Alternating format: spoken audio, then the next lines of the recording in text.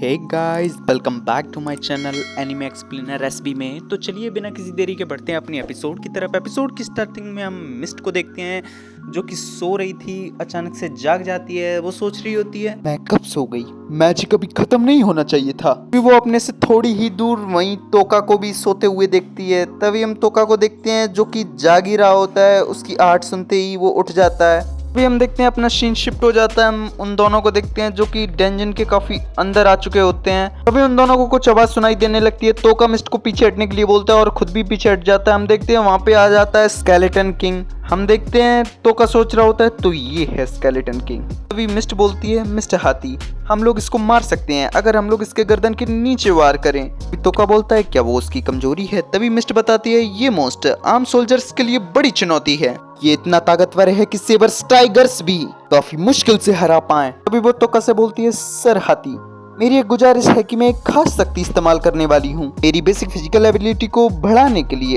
और खास आर्मामेंट बनाने के लिए। तो क्या आप इस राज को अपने आप तक ही रखोगे? तभी हम तोका को देखते हैं जो हल्की सी स्माइल करता है और स्केलेटन किंग को देखते हैं जो अपने मुंह में एनर्जी चार्ज कर रहा होता है। तभी तोका अपने पैरालाइजिस स्पेल का यूज कर देता है, साथ ही वो पॉइजन स्पेल का भी यूज कर देता है। हम उस स्केलेटन किंग को देखते हैं जिसकी डेथ हो जाती है वहीं पे एंड द स्पॉट ही। तभी कुछ देर बाद का सीन दिखाया जाता है। हम देखते हैं तोका उस स्केलेटन किंग की बॉडी चेक कर रहा होता है और उसमें से उसे जो चाहिए था बोन पाउडर उसे वो मिल जाता है। तभी मिस्ट बोलती है, लगता है आपको स्केलेटन किंग की ही तलाश थी सर हाथी।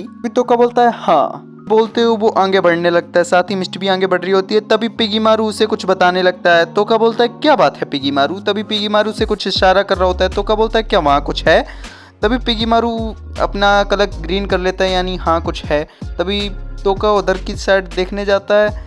वहाँ साइड में ही एक स्केलेटन पड़ा होता है और उसके हाथ में कपड़े से लिपटा हुआ कुछ होता है। तोका उस कपड़े से लिपटे हुई चीज को उठाता है और कपड़े को जैसे ही हटाता है देखता है कि उसमें तो एक अंडा है काफी बड़ा सा। तभी तोका पूछता है पिगी मारू से, क्या तुम्हें इस अंडे में दिलचस्पी है पिगी मारू? हम देखते हैं पिगी मारू फिर से अपनी पी करने लगता है। तोका पूछता है क्या तुम चाहते हो कि हम इसको अपने साथ ले चलें? तभी फिर से वो अपनी आवाज में करने लगता है। तोका बोलता है चलो ठीक है, अगर तुम कहते हो तो इसको अपने साथ ले चलते हैं। तभी सीन अपना शिफ्ट हो जाता है। मैं तोका की क्लासमेट वालों का सीन दिखाया जाता है जो मॉन्स्टर्स से लड़ रहे होते हैं और उनमें से तो एक का तो हाथ ही कट चुका होता है। तभी हम देखते हैं, हम वहीं सुगो को देखते हैं जो सोच रही होती है मुझे इस हथियार की मदद से इन लोगों को रोकना ही पड़ेगा, इन मॉन्स्टर्स को, ताकि मेरे दोस्त यहाँ से निकल सकें। तभी वहीं चूहे की शक्ल वाला वही बंदा आ जाता है जो हमेशा सुगो को परेशान करता है। वो बोलता है सुगो सामने से हटो और मॉन्स्टर से भिड़ जाता है। वहीं हम किरियारा को भी देखते हैं जो अपनी पावर का ज़्यादा ही शो ऑफ कर रहा होता है और उसके चक्कर में उसके खुद के टीममेट्स को काफ़ी परेशानी हो रही होती है। ये चीज देखकर तो सुगो भी काफी परेशान हो चुकी होती है। सीन शिफ्ट होकर हमें तोका की तरफ वाला सीन दिखाया जाता है जहाँ तोका और मिस्ट दोनों ही अब डेंजन से बाहर निकल चुके थे और अब सब लोग मिस्ट की काफी तारीफ कर रहे होते क्योंकि मिस्ट ही प्याले को अंदर से बाहर लेके आई है। हम तोका को देखते हैं जो शांति से पतली गली से खिसक लेता है। हम देखते हैं थोड़ी दूर ही जाता है, तभी वहां पे मिस्ट आ जाती है, उसे रोक लेती है और बोलती है कल रिसेप्शन होगा जहाँ मुझे मेरा इनाम मिलेगा, मैं आज रात के लिए होटल देख लेती हूँ। तभी तोका बोलता है तो मुझे लगता है तुम कल के रिसेप्शन तक खाली हो। इस चीज के लिए हाँ करती है। तभी तोका बोलता है अगर हो सके तो मैं तुमसे अकेले में बात करना चाहता हूँ, हम दोनों में से किसी एक का कमरा। तभी हम मिस्ट को देखते हैं जो बोलती है मुझे कोई ऐतराज नहीं। तोका बोलता है तो ठीक है, मेरे कमरे में रात 8 बजे। ठीक है, मिस्ट बोलती है आप काफी जल्दी फैसला कर लेते हैं लेकिन ठीक है। तभी तोका वहां से जाने लगता है लेकिन तभी मिस्ट उसका हाथ पकड़ लेती है और बोलती है एक बार फिर उस ड्रैगन आई प्याले के लिए आपका शुक्रिया। तोका बोलता है उसकी कोई जरूरत नहीं। तभी सीन शिफ्ट हो जाता है। हमें रात का सीन दिखाया जाता है जहाँ तोका जो बनाने की कोशिश कर रहा होता है और वहीं पिगी मारू खाना खा रहा होता है। तभी तोका बोलता है तो अब हमारे पास मॉन्स्टर एन्चेंटमेंट सोल्यूशन भी है, बाद में से तुम पर इस्तेमाल करेंगे पिगी मारू। हम देखें पिगी मारू भी हाँ बोल देता है। तभी हम देखते हैं डोर नॉक होने लगती है, वहां पे मिस्ट आ चुकी होती है। तभी कुछ मिनट्स बाद का सीन दिखाया जाता है जहां मिस्ट बोल रही होती है आप मुझे अपना बॉडीगार्ड बनाना चाहते हैं? तोका बोलता है हाँ, मुझे लगा तुम्हें थोड़ी कमाई करने में दिलचस्पी होगी और तुम्हारे पास सफर करने के पैसे भी आ जाएंगे ड्रैगन आई प्याले की बदौलत। तो का सोच रहा होता है घुमा फिरा कर उसको ये चीज याद दिला रहा हूँ, लेकिन इस चीज से मुझे भी बुरा लग रहा है। फिर वो एक मैप को उठाते हुए उसके पास रख देता है और बोलता है तुम तो एक चीज समझ ही चुकी होगी, मेरा मकसद है बिच ऑफ टेबोस को खोजना और मेरी मंजिल है land of golden eyed monster. Mister V इन सभी चीजों को काफी ध्यान से सुन रही होती है। तभी तो आगे बोलता है वहां पर कई सारे मॉन्स्टर हमला करेंगे, इसलिए मैं तुम्हें ले जाना चाहता हूँ। मैंने तुम्हारी फाइटिंग स्किल्स देखी हैं, इस वजह से मैंने तुम्हें चुना है। अभी मिस्टर बोलती है मैं डूसी ऑफ यूनातो तक जाना चाहती हूँ। बोलते हुए वो थोड़ी सी उदास हो जाती है। तभी टोका सोच रहा होता है मैं मानने के लिए थोड़ा कतरा रहा हूँ, मुझे मानना होगा, ये उसके लिए काफी जरूरी है। तभी टोका बोलता है जल्दबाजी करने की कोई जरूरत नहीं है, लगता है यूनातो जाने के दूसरे रास्ते भी हैं। तुमसे कुछ पूछना है सेरिस। तभी सेरिस बोलती है हाँ क्या बात है, लेकिन तभी वो चौंक जाती है, बोलती है सर हाथी आपने अभी वो कुछ आगे बोल पाती। तभी टोका आगे बोलता है तुम्हें झांसा देने के लिए मुझे माफ करना, लेकिन जब मैंने तुम्हें सुलाने के लिए स्लीपिंग स्पेल का इस्तेमाल किया, लेकिन तभी तुम्हारा मैजिक हट गया था और मैं समझ गया कि तुम सेरिस आश्रेन हो। सेरिस बोलती है तो आप जानते थे। अच्छा तो ये बात थी। तभी टोका बोलता है तुम अपनी सच्चाई मेरे सामने लाने से कतरा रही थी है ना, अपनी असलियत छुपाकर साथ सफर करना काफी मुश्किल होगा, इससे तुम सही तरीके से सो नहीं पाती हो। मैंने सही कहा? सेरिस बोलती है हाँ। तभी टोका बोलता है मुझे तुम्हारी कॉम्बैट पावर की जरूरत है। सेरिस बोलती है मैं स्पिरिट्स की ताकत से अपनी असलियत छुपा कर रखती हूँ, लेकिन इसके लिए मुझे अपनी नींद को कुर्बान करना पड़ता है। तभी टोका बोलता है इसलिए तुम सोते वक्त वापस पहली जैसी बन जाती हो। सेरिस बताती है हाँ वो होली वॉचर्स मेरा पीछा कर रहे थे क्योंकि उन्होंने मेरा असली रूप देख लिया था। उन चारों के जाने से मैं काफी अच्छे से सफर कर पा रही हूँ। ये बोलते हुए वो अपना मैजिक स्पेल हटाने लगती है और अपने असली रूप एक एल्फ के रूप में आ जाती है। बोलती है मैं आपकी शुक्रगुजार हूँ। टोका बोलता है तुम मुझ पर इतना भरोसा करती हो कि तुमने मुझे अपना असली रूप दिखा दिया।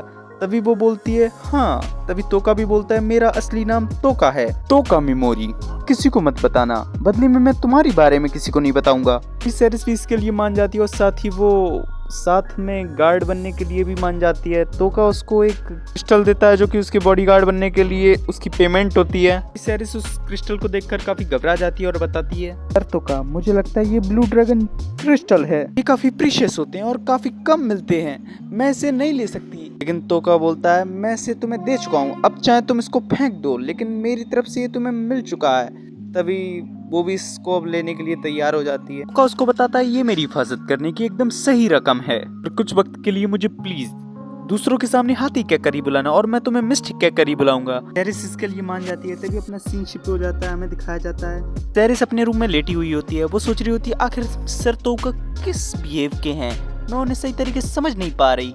तभी अपना सीन शिफ्ट में अगली सुबह का सीन दिखाया जाता है जहाँ वो दोनों खाना खाने के लिए एक रेस्टोरेंट में आए होते हैं। तभी टोका बोलता है क्या तुम्हें फॉरबिडन मैजिक के बारे में पता है? तभी सेरिस बोलती है हाँ सुना है, कहते हैं गॉडेस वेकस के कारण कुछ मैजिक फॉरबिडन है, कुछ प्राचीन मैजिक जिनको फॉरबिडन मैजिक बना दिया गया है। तभी टोका बोलता है अच्छा, दूसरे शब्दों में ये इसलिए फॉरबिडन मैजिक हैं क्योंकि गॉडेस ने कहा है। तभी सेरिस भी बोलती है हाँ। तभी हम टोका को देखते हैं जो सोच रहा होता है मैजिक जिसको फॉरबिडन कर दिया गया है गॉडेस द्वारा, मतलब वो गॉडेस के लिए खतरनाक है। अब तो मुझे इस मैजिक की जरूरत और ज्यादा हो गई है। तभी हम देखते हैं वो लोग खाना खाकर बाहर आ जाते हैं। अभी सेरिस बोलती है सुबह की शिफ्ट में ही सेरेमनी थी, इसलिए अब मुझे जाना होगा, मैं 1 बजे तक लौट आऊंगी। तभी टोका बोलता है ठीक है, मैं तुम्हारा होटल में वेट करूंगा। तभी तो वो भी अपने रास्ते चले जाती है, टोका भी जंगल साइड चला जाता है। टोका बोलता है पिगी मारू, अब इंचेंटमेंट एक्सपेरिमेंट शुरू करते हैं। तभी अपना सीन शिफ्ट हो जाता है, हमें दिखाया जाता है मैंशन का सीन जहाँ पर सेरिस की सेरेमनी होनी थी। हम देखते हैं वहाँ सभी लोग आए हुए होते हैं, वो बंदा भी होता है जिसने इन सब चीज़ को ऑर्गेनाइज किया होता है। वहीं हम सेरिस को भी देखते हैं जो काफ़ी अकेला महसूस कर रही होती है। तभी अपना सीन फिर शिफ्ट हो जाता है, हम टोका को देखते हैं जो समय को देख रहा होता है, टाइम हो चुका होता है फिर भी, लेकिन अभी तक सेरिस नहीं आई होती है। टोका काफ़ी परेशान होता है। तभी अपना सीन शिफ्ट होकर एलियन कैसल की तरफ का सीन आता है जहाँ गॉडेस की आवाज़ सुनाई जाती है जो बोल रही होती है मैंने सुना आपको बहुत दिक्कत हुई जब स्केलेटन नाइट आपके सामने आई मिस सुगो। सुगो बोलती है वैसे घायल लोग कैसे हैं? तभी गॉडेस बोलती है मैंने उन्हें हील कर दिया। सुगो बोलती है आपका धन्यवाद। तभी गॉडेस बोलती है वैसे मैं ये किसी पर भी इस्तेमाल नहीं कर सकती, ये बस इसलिए क्योंकि वो ज्यादातर बी रैंक के थे। वैसे मिस सुगो आप मिस्टर क्रिहारा के ग्रुप में शामिल नहीं होंगी? हम देखते हैं सुगो तो सोच रही होती है जो अभी क्रिहारा ने किया था कुछ समय पहले। ये सोचकर तो वो काफ़ी होपलेस हो जाती है। वो बोलती है मैं फ़िलहाल किरियारा के ग्रुप में शामिल नहीं हो सकती। गॉडेस थोड़े जले कटे शब्द बोलने लगती है। आपकी खुदगर्जी की वजह से बहुत से लोग अपना अच्छा प्रदर्शन नहीं दे पा रहे। आप एक एस रैंक हैं, आपको अपनी ड्यूटी अच्छे से करनी चाहिए। आपको एक ग्रुप बनाना चाहिए। अगर आप नहीं बनाती हैं तो मैं बनाती हूँ। आपको सभी कमज़ोरों की ज़्यादा चिंता रहती है, आप सभी कमज़ोरों को लीड करेंगी। हम सुगो को देखते हैं जो थोड़ी भड़क जाती है। वो बोलती है आप ये कैसे कह सकती हैं, मैं भी तो अभी उतनी ताकतवर नहीं हूँ कि जैसे मैं उन्हें प्रोटेक्ट कर पाऊँ। लेकिन हम गॉडेस को देखते हैं जो अपनी बात पर टिकी रहती है। सुगो को भी मजबूरन उसकी बात माननी पड़ती है, वो गुस्से में चली जाती है। हम देखते हैं गॉडेस को भी सुगो पर काफ़ी गुस्सा आ रहा होता है, तभी अपना सीन शिफ्ट हो जाता है। हम देखते हैं तोका को जो अभी भी इंतजार कर रहा होता है, वो सोच रहा होता है क्या सैरिस के साथ अभी कुछ हुआ है। वो पेगी मारू से पूछता है कि सैरिस हम लोगों को धोखा दे सकती है। पेगी मारू नाम है अपना मुंडी हिलाता है। तभी तोका बोलता है मुझे भी ऐसा ही लगता है। ये बोलते हुए वो आगे बढ़ने लगता है। तभी कुछ लोग की वो बात सुनता है। वो लोग बोल रहे होते हैं एक क्या तुमने सुना, वो लेडी जो ड्रैगन आए प्याला लाई थी वो कोई और नहीं, वही भगोड़ी प्रिंसेस थी। दूसरा बंदा बोलता है हाँ मैंने सुना, पता चला है वो डार्क फॉरेस्ट में भाग गई। चलो चलें पलादिन, हंटिंग का वक्त है। तभी दूसरा बंदा बोलता है नहीं मैं ऐसा नहीं करूंगा। तभी हम देखते हैं आसपास ड्रैगन्स की रोर आने लगती है। तभी हम देखते हैं आसमान में 3 ड्रैगन दिखाई देते हैं। वो बंदे तो बोल रहे होते हैं ये तो ब्लैक ड्रैगन नाइट्स हैं। हम देखते हैं तभी सीन शिफ्ट होकर हमें दिखाया जाता है सैरिस अभी भी जंगल में भाग रही होती है। उसका पीछा वही ड्रैगन कर रहे होते हैं, उनसे वो लड़ रही होती है। तभी उसे लगता है कि ये इल्यूजन है। तभी वो इल्यूजन को पकड़ लेती है और रियल वाले बंदे जो इल्यूजन को क्रिएट कर रहा होता है उस पर अटैक कर देती है। उसके संग काफ़ी फाइट होती है उसकी। इस बंदे को देखते हैं जिसकी नज़रों से हरामियत तो साफ साफ टपक रही होती है। हम देखते हैं वो सैरिस पे काफ़ी भारी पड़ रहा होता है और उसे नीचे भी गिरा देता है और उसके हाथों को पकड़ लेता है। लेकिन वो कुछ कर पाता उससे पहले ही वहाँ पे आ जाता है तोका, जो कि उसको पैरालाइज करके पॉइजन स्पेल का कास्ट कर देता है। हम देखते हैं सब बच चुकी होती है, लेकिन वो क्रिस्टल निकालते हुए तोका को दे देती है क्योंकि वो इन चीज़ों में तोका को नहीं फंसाना चाहती थी। लेकिन हम तोका को देखते हैं जो पूरा का पूरा थैला ही उसको पकड़ा देता है कि नहीं तुम ही मेरी गाइड बनोगी। तो गाइज इसी के संग हो जाता है ये एपिसोड फिनिश।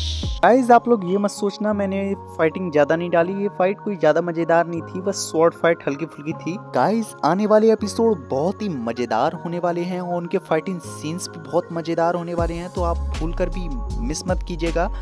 आई होप आपको पसंद आएंगे। तो गाइज अगर एक्सप्लेनेशन पसंद आई हो तो एक प्यारा सा लाइक कर दें, चैनल पे नए हो तो सब्सक्राइब करके बेल आइकन को ऑल पे सेट कर दें। चलिए मिलते हैं नेक्स्ट एपिसोड में, तब तक के लिए बाय।